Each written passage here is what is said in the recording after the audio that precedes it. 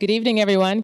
My name is Deidre McPherson. I'm MoCA's Curator of Public Programs, and thank you for joining us for tonight's program, Conversations, It Runs Like Clockwork, Automatons, Artificial Hearts, and Machines of Medicine. Tonight's program ties in really well with our current exhibition, Stranger. Stranger features the work of 9 international artists who explore a common theme, the human figure, and what does the blend of body and technology mean. Also on view on our second floor is Xavier Cha's Abduct, a captivating new video commissioned by MoCA Cleveland that explores uncontrollable emotional states. To learn more about our upcoming programs, please pick up a copy of our membership magazine. It's called Push, and you can pick up a copy of that on our ground floor at our visitor services desk. And last housekeeping item, if you would please share your feedback with us on tonight's program.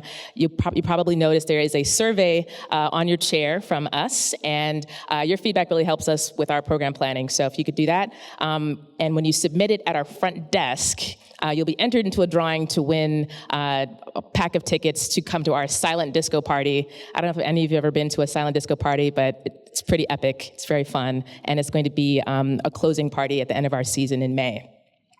And now, without further ado, I'd like to welcome Dr. Brandy Scalace. Dr. Scalace writes at the intersections of medicine, history, and literature. As a scholar and field researcher, she works to uncover unique and powerful stories, proving truth is stranger and more fascinating than fiction. Brandy works as research associate and public engagement fellow for the Dietrich Museum of Medical History at Case Western Reserve University, and she is the managing editor of Culture, Medicine, and Psychiatry, a cross-cultural medical anthropology journal. In addition to writing for the Huffington Post, Inside Higher Ed, and the Center for Medical Humanities, Dr. Scalace has written or edited a number of books, including Unnatural Reproductions, which explores the science and history behind steampunk. We are very pleased to have Dr. Scalace. Please give her a warm round of applause.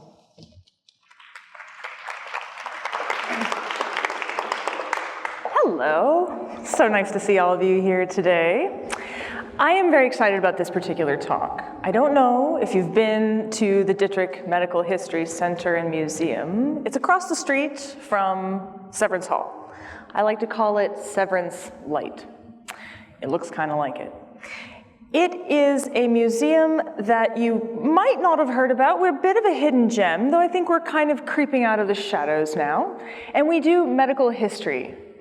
Not babies in bottles, not bodies in jars. We are the medical technology history. So what we have are the machines of medicine, which is partly what we're going to talk about today. Clockwork. It runs like clockwork. When we hear that, we think of minute, precise movements. I like watches. Do you like watches? Mine's huge. Love watches. There's a lot of them. They make us feel like, yeah, things are in control. We're in control of our destiny. We run like clockwork. But what happens when that connection between body and machine overlap? And is the body a machine in the first place? I'm going to be exploring some of our medical history, but I'm also going to be asking some esoteric questions. You know, you're in an art museum right now. And at the MoCA, you're in this exhibit called The Stranger, which is sort of problematizing the body as a site of identity. And we're going to talk about that today as well, not only in the short talk that I'm going to do, but in a mini panel. And then this is the really fun part. You get to talk. We'll do round tables, which means I'm going to separate you into small groups. It'll just be like group work in college. I used to teach college, and group work is what professors do when they run out of material. They're like, I was going to talk about group work. That's what we're going to do. So today, hopefully this works, yeah? Oh, yeah. This is supported by a couple of different people. The Dietrich Museum, of course, which you all have some flyers in your chairs, and I have some other goodies to give away, including some somewhat disturbing bookmarks and some somewhat disturbing cards. They've got bodies on them. Not real bodies, don't worry. But I'm also supported by the International Center for Ethics and Excellence. It's a long name, but it's fantastic. And if you haven't been over there, they do a lot of good programming. And also the Cleveland Medical Library Association support these events. I'm so happy to be here at MoCA as well. So, man and machine. Most people, when they think about artificial limbs, probably have a guesstimate about when those first started arriving. How many of you say, which century do we start seeing artificial limbs? Don't peek. What do you think? Anybody? Oh, I'll get you talking, don't worry. 1800s, so 19th century, anything earlier? Anyone else? 17th century? 16th century. This is from Ambrose Perret, and he was writing about and creating prosthetics in France in 1579.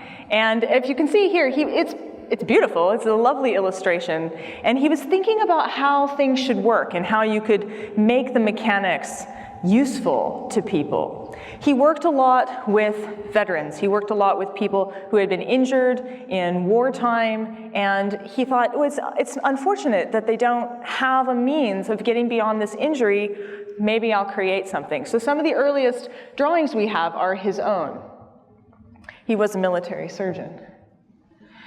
And we continue to see these kinds of devices over time. And this is quite fun. These are appliances for use with a mechanical substitute arm. So you see that we've got a fork and a spoon. And it wasn't exactly like, a super useful arm. It's more like an extension. And you could kind of, work it out that way. There's some little pinchers there. And that's a pair of scissors. Scissors.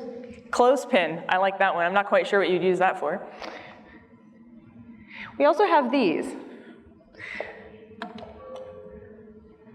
There we go. But these drawings go back a lot further than that. And some of my favorite stories go into the 17th century, 17th and 18th century. We have a time period in the 18th century, the Enlightenment, where science gets kind of sexy. And people start wanting to do things with science. They're experimenting with this weird thing called electricity and the mechanics of bodies. They figured out that the human body was like a machine, or that hydraulics and the human body were really similar. So one of the things that they did is they started creating these automatons. And they thought, this is amazing, we've figured out the mechanics. It's only gonna be a matter of time, right, before we just make people. It'll be easy. And several hundred years later, we're still trying to make that happen. It's not easy. The mechanics are easy to figure out. We move. It's not that big of a deal. It's making it move, that's the trick. So they understood how to make bodies move so long as something else was engaging them, something else was turning the cranks, so to speak, making it work, winding the clockwork.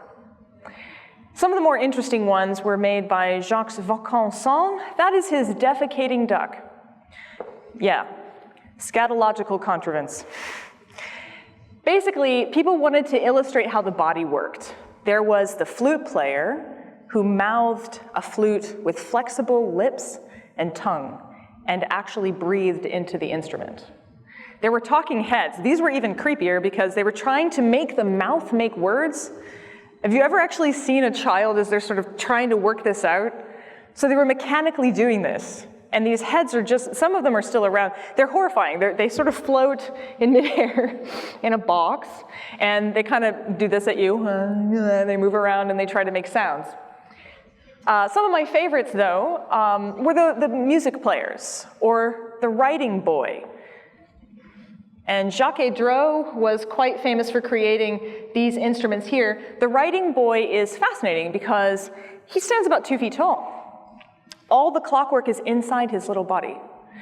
He can write words, but that's not the best part. He's programmable. You could actually program him. He is, in some ways, the earliest computer in the 18th century to write words. The music player in the middle, the harpsichord player, she didn't just play the instrument either. She breathed, she sighed. In the 18th century, music was a very spiritual, and many argue it still is, a very spiritual thing. And so she would sort of, she'd just get really into it. Their idea of human bodies and replicating human bodies wasn't just about moving parts. It was about the soul. Because going back to Descartes, René Descartes, there was this idea of the beast machine and the man machine, that maybe humans and machinery were similar. 18th century machinery didn't just take the human body and say it's like a machine. They took machines and said, these are like human bodies. We want them to sigh and to feel and to replicate emotion. This is happening right now, by the way. I don't know if you were following, there's some robots being created in Japan to be greeters at different restaurants and sometimes department stores. And the one will cry if you upset her. So there's a way in which we are still trying, I don't know how I feel about that, but we're still trying to replicate what does it mean to be human? It's a good question. They were asking this question a long time ago. But possibly more interesting to me than man versus machine is woman versus machine.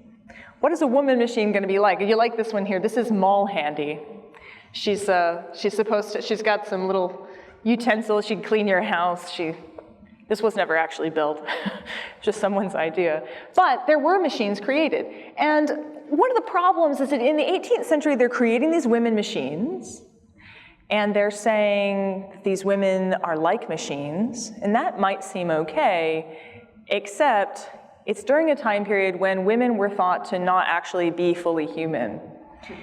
And so they were thought to be like clockwork, in fact. So Judith Drake, she argues about this in 1721. She says, she's worried that they were considered mere machines, a sort of divine clockwork that acts only by force of nice unseen springs, without sensation, and cry without feeling pain, eat without hunger, and drink without thirst.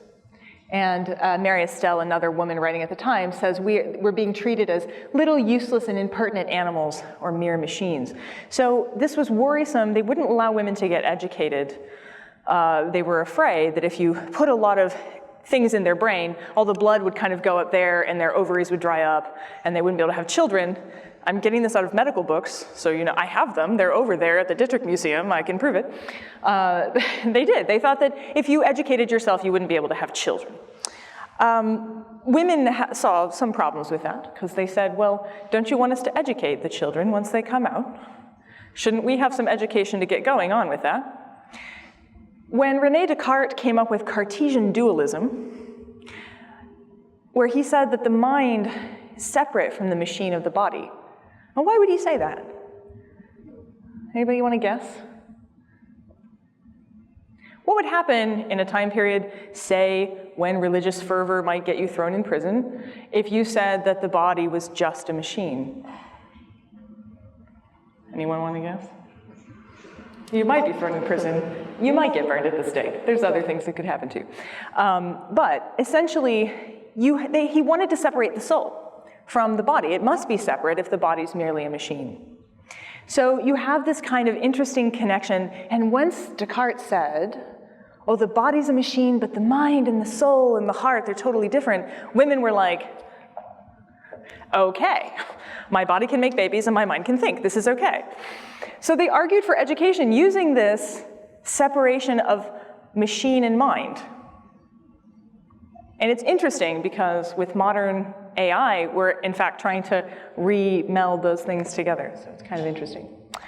Other problems, whoops, these are fun. These are actual women machines. In the 18th century, mostly, so up to the 18th century, if you were going to give birth, there was going to be a midwife, and the midwife was going to be a woman. In the 18th century, that all changed, but they didn't change the name, which I find very funny. So they just started calling them men midwives. Yeah, makes perfect sense. So they wanted to practice with a new thing, tools, forceps. Have you ever seen them? I have a large display at the Dittrich Museum. I once gave a tour to a group of young men, and when I explained where those went, one of them passed out. They go in. Could be quite dangerous, and sometimes they would puncture women's bladders with these, and that's bad, and can kill you. So they decided men needed practice, but not on real women, so they built some fake ones. They all have breasts and nipples. I always thought that was kind of funny. So you don't really need them if you're a machine. Actually, Mall Handy does too. Anatomically correct, right? This is an Italian one. We have some images of this, and we actually have one at the Dittrich. They're alarmingly lifelike. This is the one we have over there that you can have a look at.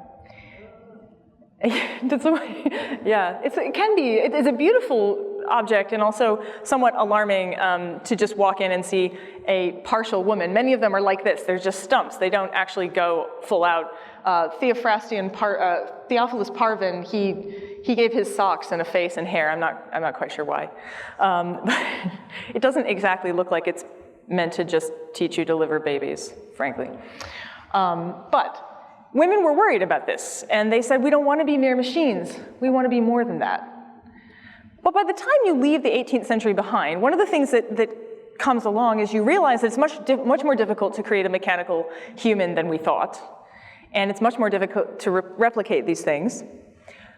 But we also have a great deal of disturbances, right?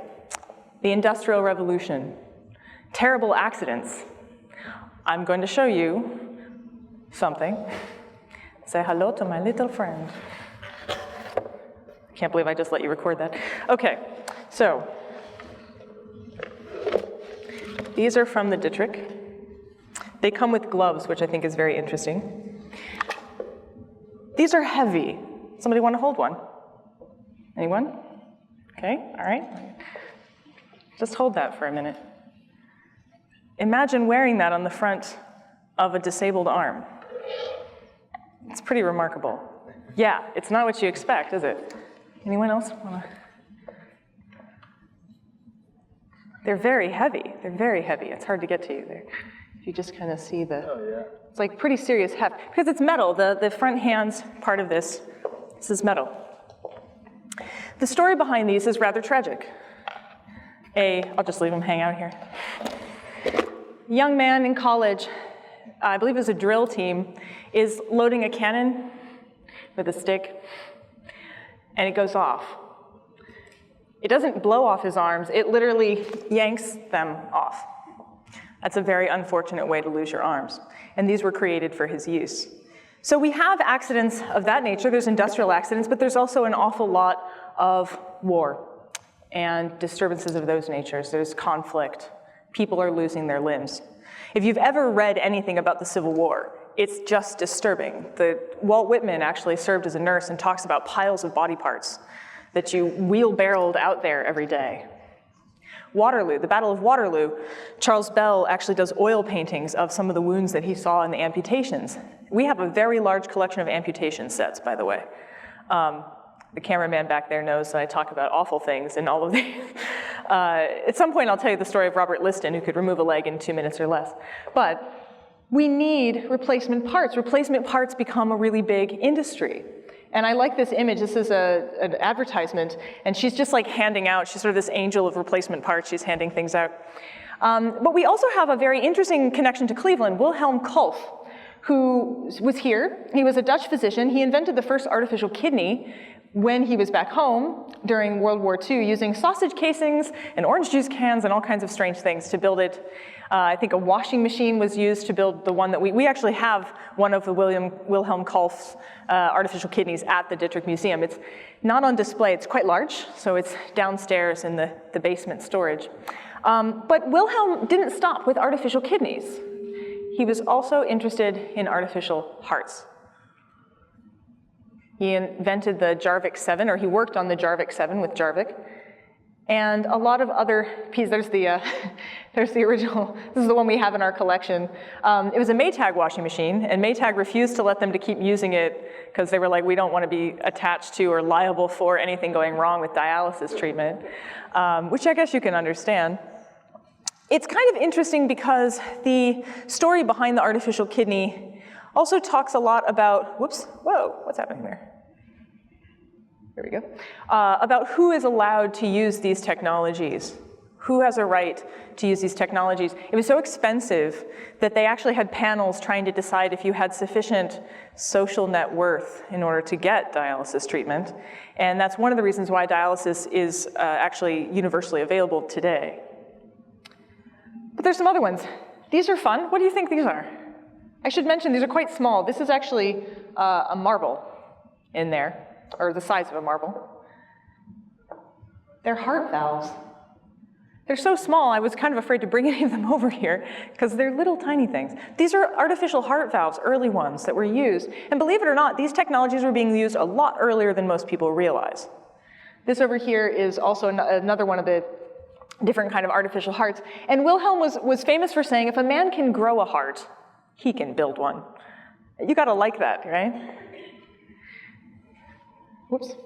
We have a lot more artificial parts in the world. And you can see that these earlier models, they were large, they were clunky, they were heavy. And believe it or not, artificial legs are easier to use. People have a much easier time using artificial limbs. Something about the walking process, actually you've got kind of speed and gravity works for you in some ways. Artificial arms are much more difficult. But nonetheless, we are working on more and more complex versions of this, including artificial limbs that help you feel. At the Global Center, I gave a talk on electricity, and we talked about FES, or functional electrical stimulus, and that's something that they're implanting into your brain to move and control your muscles or your limbs. Here's one of the more advanced artificial arms. But artificial arms are much more difficult. And they're difficult for the same reasons that, though it's been 200 years of figuring out the mechanics, we haven't really created a very functional robot, though some of the stuff coming out of Boston Dynamic is somewhat frightening. They're abusing the robot. Have you seen the video? Boston Dynamic, they abuse the robot. I'm like, don't you know about Skynet? Don't make it angry. I want to apologize to it afterward. But we are getting more and more complex in these devices. And yet, arms are not intuitive. The things that go on in your brain to get you to raise your hand, wiggle your fingers, just do it. You're using so much of your brain right now. It's amazing. We don't even understand where all of it comes from. And we do it involuntarily. Your forehead itches, right? Immediately, you do that. You don't sit there and go, okay, bend the elbow. We don't do that. But you would have to. It's a very complicated thing. Arms are not easy. And just like in the 18th century where they thought, surely this is going to be in the next couple of years, it's just right around the corner, all the advances we make, we might still not be just right around the corner. Because having a replacement part is actually not always an easy thing to do. This is one of the more advanced prototypes that is being used right now for arms. And you can see there is a world of difference between the way these move and function. But what interests me is that outside of the science is very fascinating, but outside of the science, how do we as human beings connect with and think about the body as ourselves? And I ask this, how many of you have ever had an arm go numb on you, like completely numb? Is it not the most alien thing in the world? Now imagine that you have an artificial limb. That's something that's part of you, and yet you may not feel entirely like it's part of you. It's complicated.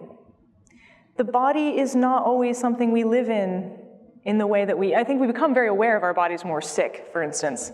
I was talking about what I was going to be doing this evening, and one of my colleagues has just been really ill, and she's like, I don't know, I feel like a body today. I'm not a cyborg, I'm not post-human today, I'm just all body and snot, and because our bodies, they impress themselves upon us at times, sometimes when we don't want them to. They become invisible at other times. Where do we live in this matrix? And what are we afraid of, too? Because most of the robot movies that I've seen don't end well. They don't end well. Cyborg movies never ends well. Why is that? That goes all the way back, by the way. One of the earliest books that incorporates an automaton was published around the same time as Frankenstein. E.T.A. Hoffman's The Sandman.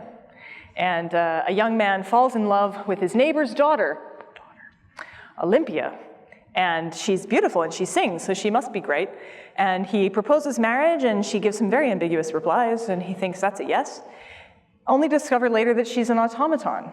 And the person who built her comes back for her and runs away with her. He does leave the eyes. I don't remember why, but the eyeballs stay. But he runs away with the rest of her. There's going to be a ballet down at the Playhouse, which is about, I know, I was really excited, actually, to find out. But we have this fear of, what if we can't tell the difference? What if we aren't different? And I think that this gallery, in many ways, is bringing that to our attention. What are the problems of where the body actually is? What are the psychologies behind mechanics of medicine, of our own bodies, of our minds? And what do we personally think about ourselves as cybernetic organisms. My phone is like an organ in my body. I don't know what to do when I can't find it. It's like an extension of my hand. Are we all kind of cybernetic? Are we all just bodies? It's an interesting question. And so, what I'd like to do now is invite our panelists up, and we're going to have a bit of a discussion, partly about the gallery space and what it offers, partly about what it might mean to have a replacement part and how you might feel about it. And so I invite you to welcome our guests up here, and we will have another little chat. So I'm going to actually allow you to introduce yourselves, but I'm so glad that they've joined us. We actually did have another speaker, Carl West, from the Cleveland Clinic, but he wasn't able to make it. So instead, I present Kim Schaub and Laura, who's actually at the MoCA. Kim?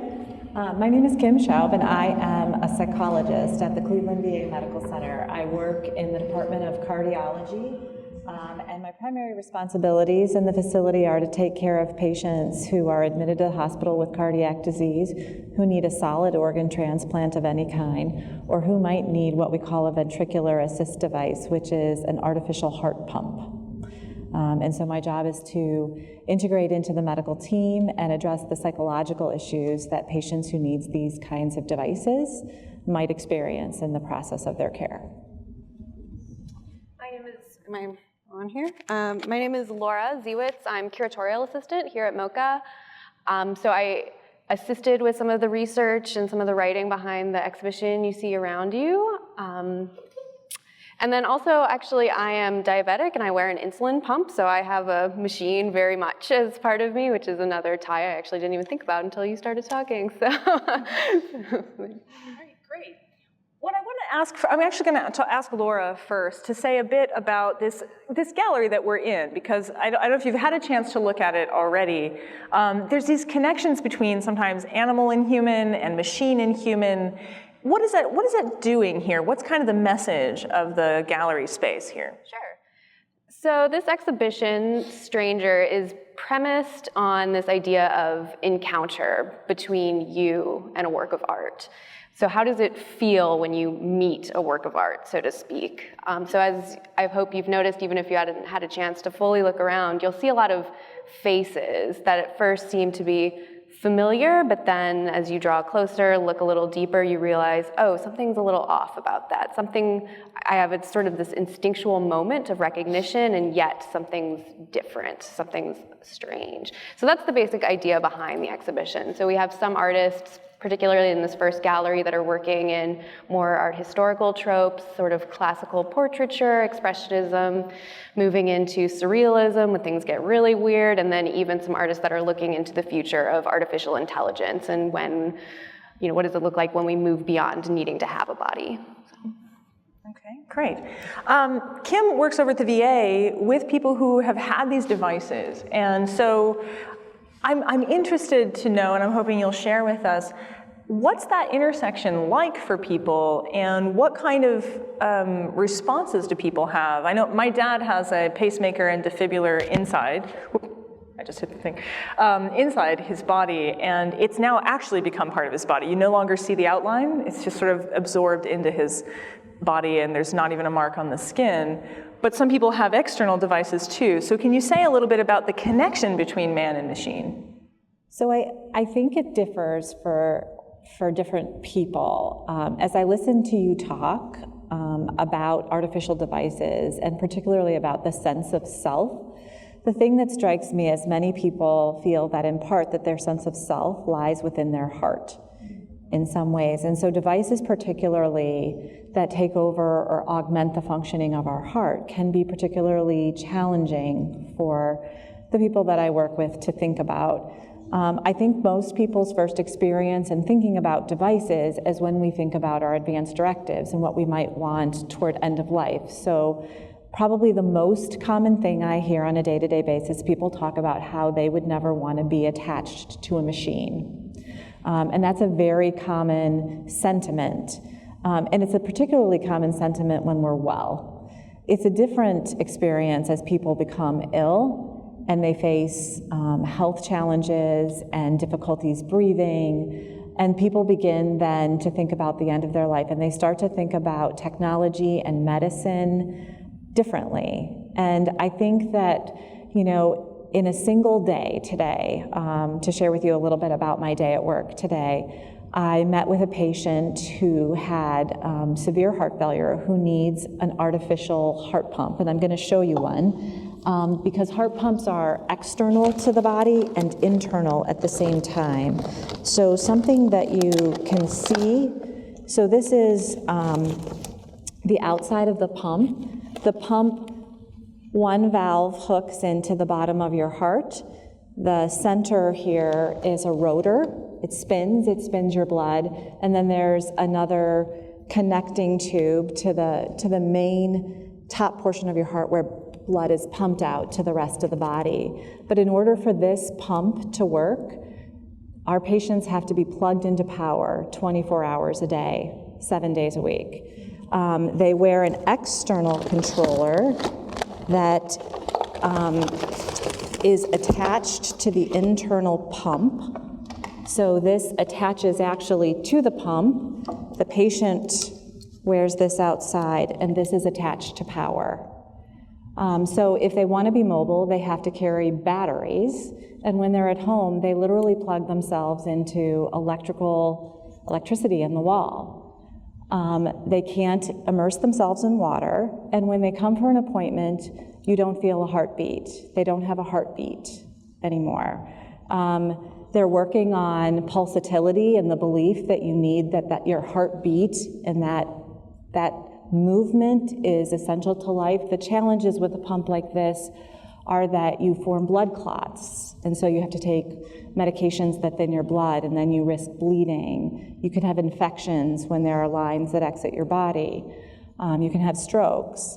So today, I evaluated a patient who had a heart attack 8 years ago, felt he died, and felt he experienced an event where there was a light and peace, and he didn't want to come back.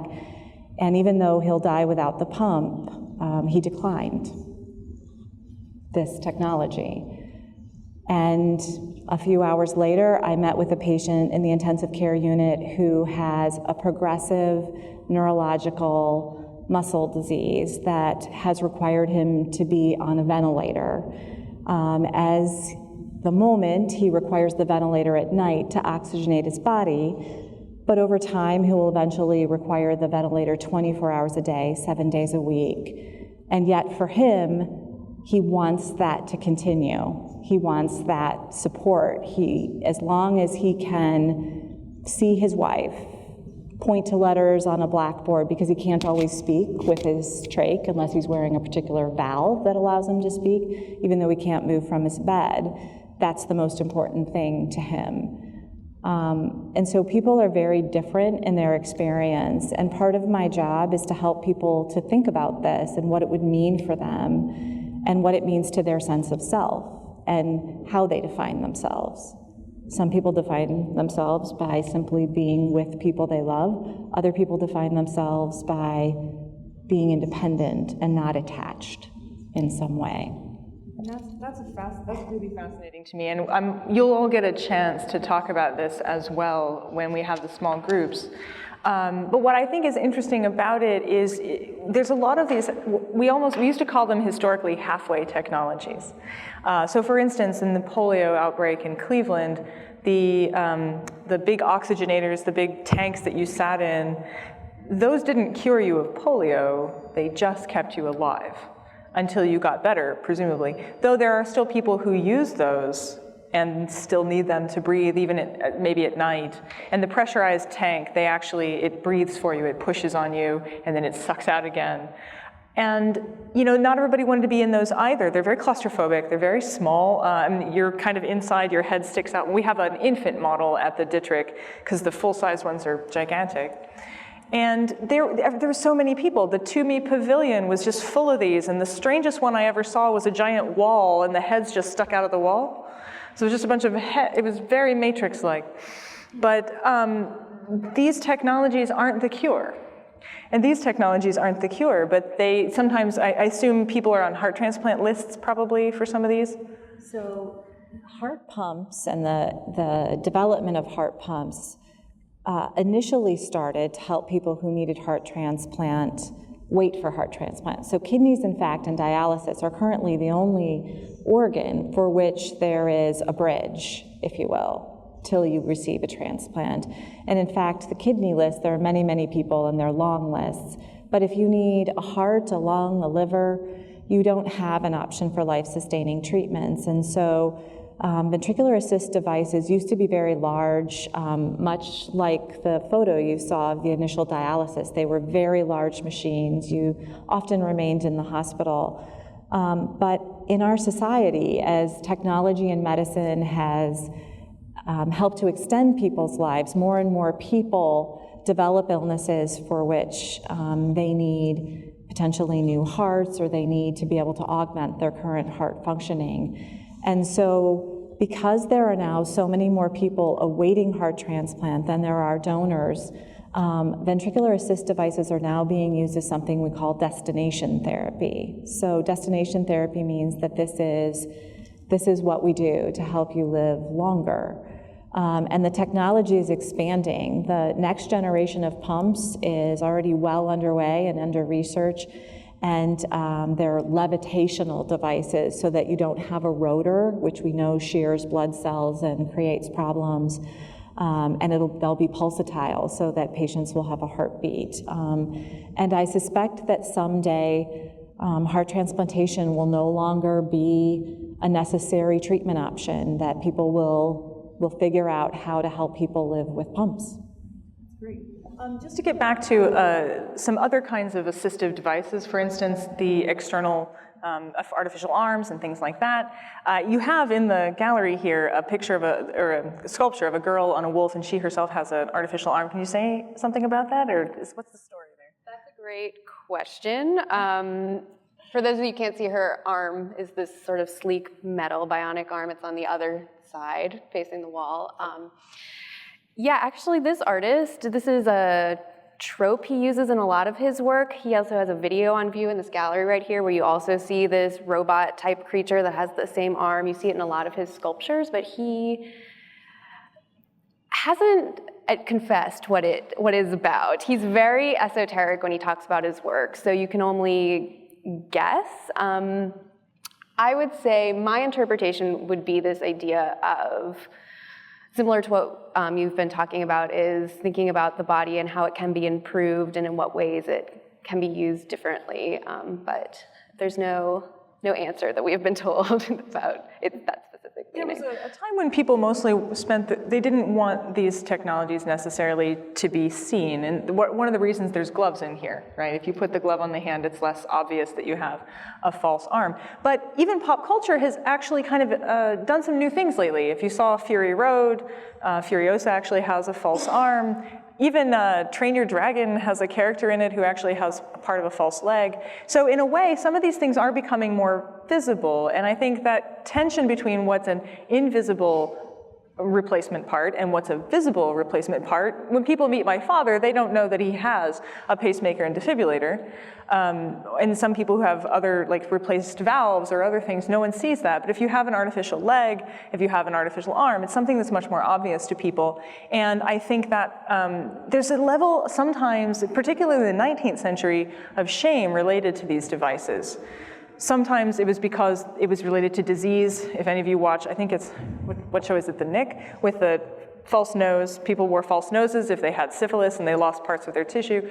So there's a real strange dynamic between, are we proud of this device? Are we proud of our wounds? Or are we actually ashamed? Or are we frustrated? Are we just angry? And I'm sure this gets even more complicated with veterans, I would imagine. It is. You know, many of our veterans have, you know, artificial limbs. We see people in the hospital every day with artificial limbs and the visible wounds of war. You know, I think that there is certainly something, for some people it's a sense of pride in their service, and for other people it invites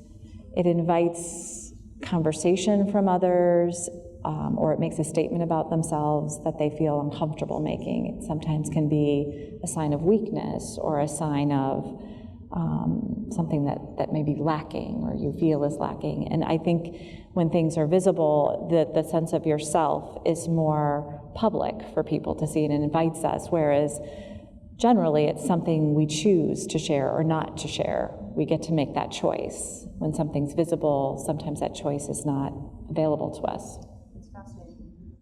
And actually, the Cleveland Humanities Festival is coming up this year, and it's reflecting on war. And there's going to be an event here, actually at the MoCA, that deals with veterans. I forget the name of it. Deidre can let me know. Warrior Courts, yeah. And then we'll also have an event over at the Dittrich, which is on war and nutrition. So if you're interested in those things, there's more coming up. What I'd like to do now, actually, first of all, thanking our panelists. Thank you very much for being part of that. I'm now going to shrink you into smaller groups where you'll discuss some questions that I've kind of drafted, and then we'll bring it back to the large group afterwards. So, does the body still work as a site of identity? Even today with Facebook and Twitter and half the friends you haven't actually met face to face, is the body still a site of identity? We see greater developments in biomechanics. What's your response to these possibilities? Does it make you excited? Does it make you worried? We all use body extending technologies. What are yours? We all have got them. At what point do we become bionic, or are we in fact machines all along? Do these questions about man and machine fascinate or frighten us, and how comfortable are we with our own clockwork? You don't have to get to all of them in your group. You can pick and choose from the mess. But sit down, have a conversation. That's why we call these that. And we'll come back to the larger group afterwards. Thank you. Okay, so I'm going to be asking you to share with me, and I'm going to run around, and you're going to get a mic from me, and we've got a mic runner right here. And so I want to hear from you, and you do need to stand up so that we can all see you as well as hear you. So who would like to share a little bit about what you were talking about? I heard some fascinating stuff. Okay. Hello.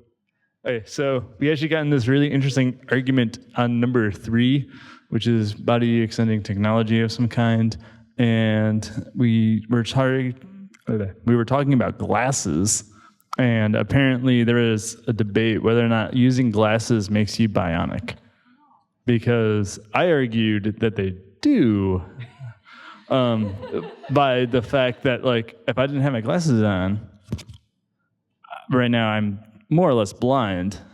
And so I need these glasses in order to function in society at large. I can't drive without these, and I can't really make out you, for instance, Brandy. Yeah, so, but then what was interesting is people in my group then disagreed with me that they are not bionic, which I find actually really fascinating. I know you didn't. I said some, not all.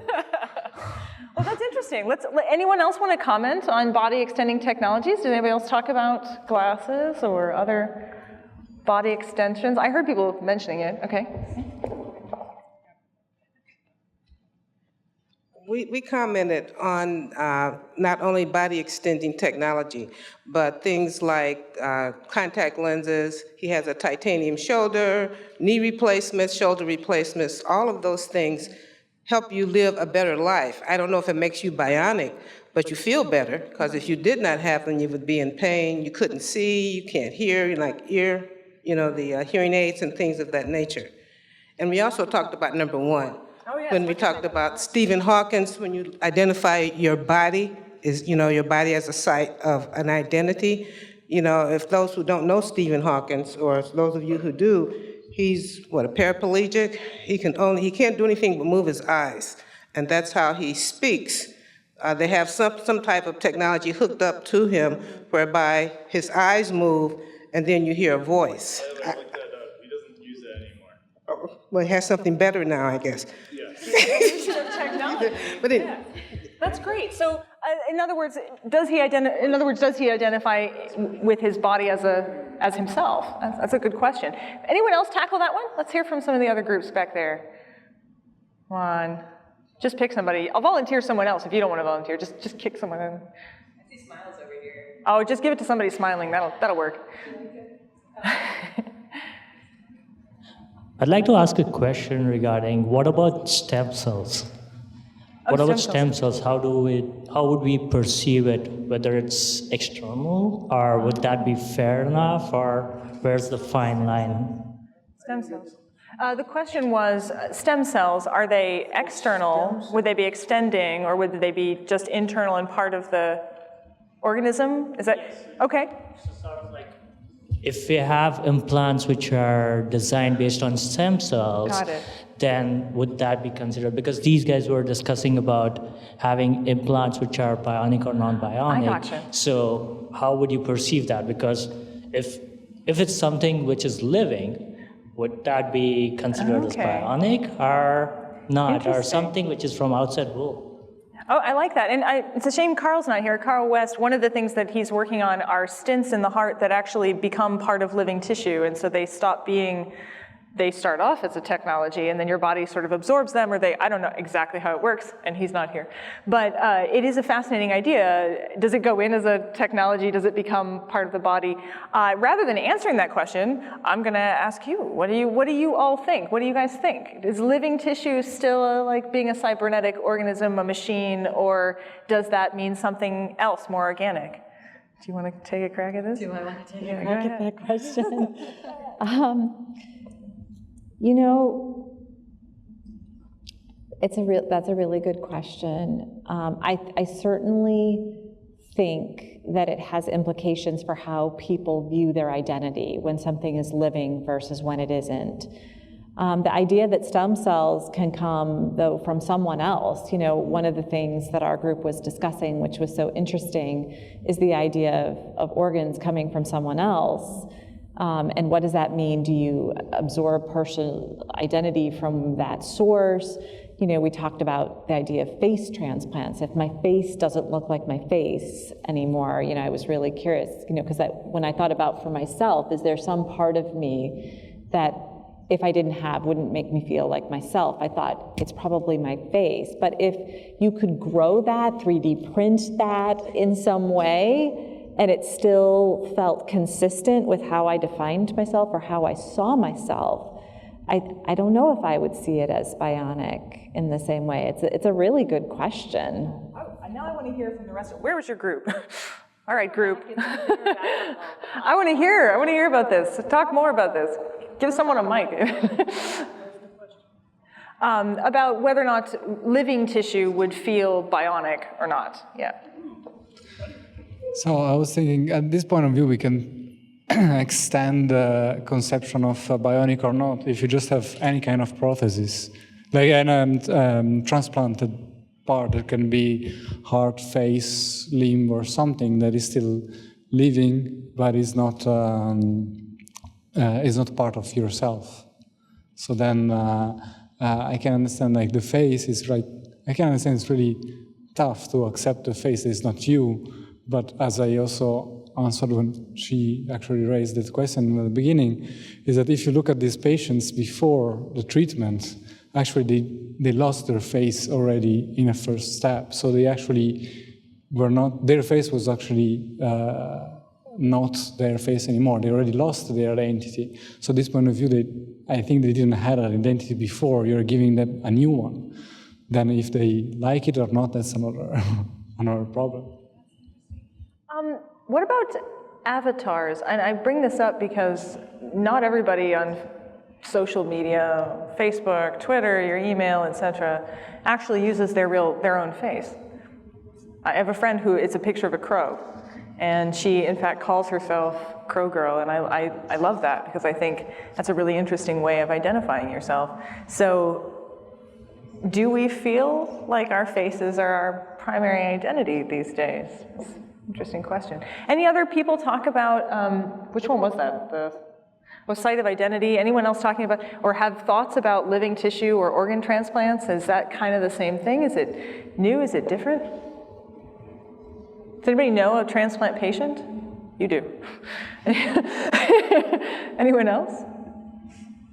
No? Do you? Anybody? Do you want to talk about organ transplants? I shared with my group, in fact, that there's a very interesting phenomenon that occurs in transplant patients sometimes, that when you receive an organ from a donor, that some people feel that along with that organ, that somehow they have been imbued with some part of the identity or personality of the person from whom their organ came. And people struggle with that post-transplant. It can be something that can really be a challenge for them, feeling as though they are not themselves anymore. There's actually a commercial that I saw, and it was about a dog follows his owner to the hospital and waits, and then a woman leaves and he runs after her instead, and it was a transplant commercial. And it's like, well, that's one way of putting it, right? Do you take part of yourself with you? Did anyone get to some of the other points? Anyone about, say, how do you feel about this technology? Does it excite us? Does it frighten us? Yeah. I think it's easy for this kind of discussion to make us really nervous and nauseous. So it brings up these existential questions like, am I just this body, this bag of skin, or am I essentially a little bit part of everything? Like when I receive somebody else's organ, is that a real concrete demonstration that I am just a part of everybody else? Or I just think that's kind of interesting. But yeah, it does make me really queasy sometimes to think about. Not everybody finds it frightening. Some people do. I think that it's an interesting idea that we could live outside of our bodies. I sometimes think if I could do that, I would make my body work out a lot more, because I don't like being there for that. And I would go do something more interesting. But at the same time, I'd like to get back into it eventually. And then I wonder, would it be like, would we have to get to know each other again? Would someone introduce us? Would I know myself? I think, therefore I am, that also comes from Descartes, the one who's questioning where the soul and the mind and the body lines are. Anybody want to comment on that? Yeah. This group's getting all the press over here. You got. When you talk about the soul and the body, isn't that what meditation and the yogis do when they go deep inside themselves and levitate out of the here and now, that they're disembodying their soul from their body and going to another place? And I think they come back fine, as far as we know. I don't know. I've never meditated, so I'm not sure. I'm always here. I'm always right here. Though I have heard that. People talk about out-of-body experience. You mentioned out-of-body experiences and your patients, too. That's an interesting concept. How did he feel when he returned? Sadly, it was very sad, as his wife of 50 years sat in the room and he said, I didn't want to come back. He clearly loved his wife, but that was his response about that. And out-of-body experiences is interesting, and it was my thought when you were talking about could we live without our bodies. I sometimes think about social media and how we create an identity on social media, in a sense, without a physical presence. So much of how we create part of ourselves, I feel like it's in part appearance, but at the same time, it leaves the canvas pretty wide open when you think about using technologies and social media in some ways to create who you want to be, and sometimes authentically and sometimes inauthentically. And so I was thinking about that. I wonder how I would differentiate myself, or how I would create myself if I didn't have my physical presence to do it. There's a work in the exhibition here again. There's a video work in this room right here that deals with this very idea of living online and online personas. It's narrated by a CGI figure called Phil, who is based off a very famous actor. It's very clearly Philip Seymour Hoffman, and he encounters all of these people, like an invisible woman who has been erased by a content-aware filter, and this holographic Japanese pop star that apparently has a huge following, and all these other characters that only exist online in this digital realm. And so it brings up these very ideas of, where is your self located if it's not in your body? Can it be on this realm? So if you're fascinated by that, you should definitely check out this video in this room. Yeah. I find all of these questions pretty interesting. I write about death, and I also write about birth, so I get you coming or going. But my book about death is called Death Summer Code, and I was on the John Fugelsang show a couple weeks ago, and he described the body as a meat jacket, and that stayed with me. But some people called in. It was a call-in show. No one told me it was going to be. And I got some really disturbing questions. One was, I had a terrible relationship with my father. He was a bad person. When he died, no one wanted his ashes, and I got stuck with them. What should I do? And I went, I don't know. But it's an interesting point, because her feeling was, okay, yes, it's ashes, but it's still a body. So our connection to this body sometimes transcends death, and I talk a lot about that in the book. I have a chapter called Eat Your Dead and Other Advice. Necrophagy, the Wari tribe used to eat the dead afterwards to reincorporate them into the family so that they wouldn't be separate from them. This is also a really unhealthy practice, FYI. Pro tip, don't do that. But it's a really interesting idea that the body is such a site of meaning for us in life and in death. So I'm fascinated partly by this sort of questions about where the machine and the man line really is. By the way, man-machine, l'homme machine in French, I'm not saying, I realize that it's not PC, but it's actually what it was called by Descartes, so the human machine. I find that fascinating because we don't stop caring about the body as a site of identity when the body's gone. And one interesting point to get us back to social media is Facebook can memorialize people who are gone, and their Facebook pages sort of get frozen, but you can still get updates about them, like that it's their birthday. And it can be very disturbing to people, and yet it's also like a constant reminder. And there's a big debate about whether or not that's healthy. Is it healthy that we still have these live Facebook pages, or is that good, is it bad? I actually gave a talk here over a year ago now during the Dirge series about that same thing. And that was actually the first time it was brought up to me. And I was like, that's a thing? So the body as a site of meaning is a problem whether you're alive or in the process of dying or actually already gone. And I think that that is pretty impressive stuff. Is there any last thoughts from anyone before we wrap up? Anyone want to share any last parting words? All right, well, that's okay. Oh, aha, I saw a hand back there. Deidre's got you. Does this work? Okay. I have a thought floating around in my mind. A few days ago, they performed the first uterus transplant. Yes. And we were talking about body parts that might be very closely related to our identities.